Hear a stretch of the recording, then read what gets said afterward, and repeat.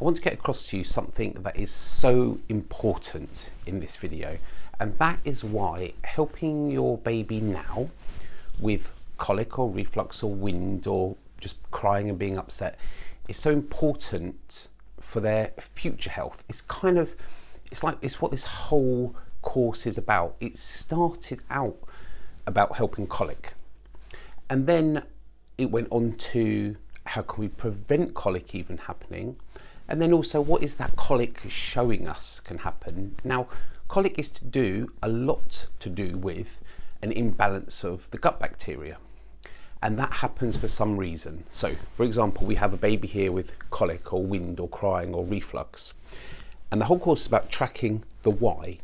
When you find out the why, you fix the why and you get them better here. So for example, antibiotics change the gut bacteria. So we find out if they had antibiotics, and then we help them with that here, and we help the colic. But this is what's important.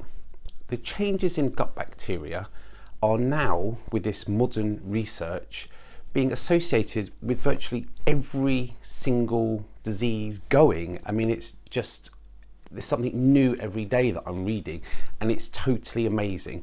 In fact, there's a video on here on genetics v microbiome. It's almost like the gut bacteria is a kind of genetics of what's going to happen.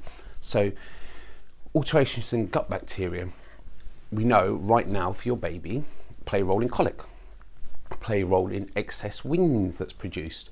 We know it plays a role in allergy and eczema and asthma. There's a video in here how they help postnatal depression. It's also linked, this changes in the gut bacteria, to obesity, changes in immune system. And I know that you'll want your baby's immune system to be strong. So much of our immune system is in the gut. So you help with the probiotics, you strengthen the gut, you're helping the immune system.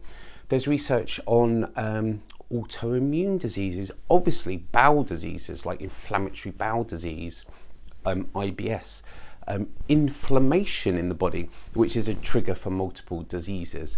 So it's so interesting to think that if you're correcting your baby's colic right now, that you are strengthening them for these future problems. So some of the research has actually looked at antibiotics in babies and what goes on a bit later, a few years later, like eczema, asthma.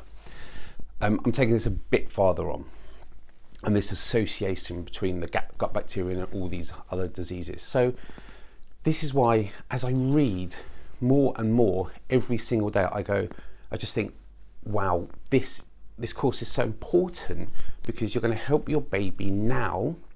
And I know right now you got a screaming baby, it's horrible, you don't know what to do with them, you don't know how to help them, you're helpless, you're not sleeping, you can't put them down. All of this stuff is really hard.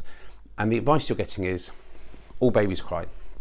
And then you say, but my baby's really crying, they're worse than the other babies. And then you get, yeah, but it'll go in 12 weeks. Okay. Even if it goes in 12 weeks, you might not have corrected the actual cause, which is what we're doing in this course. And then you might have just naturally left your baby to stop crying, but if you haven't corrected it, then maybe the gut bacteria isn't fully corrected themselves.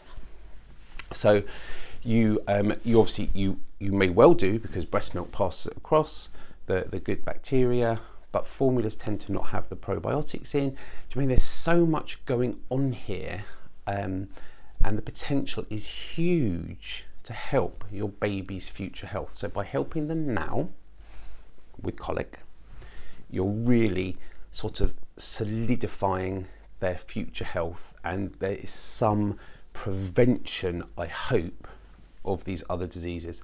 And it's just in the research all the time I read it, there's so much. And I hope what I do in this course is take this research, which is like 20 pages long of all this kind of boring maths and things, and then and extract out the good stuff, and then get that into a video to you, which is only a few minutes long, and bring the top tips to you. So this is the thing that I'm most passionate about, is that helping your baby now can help them in the future.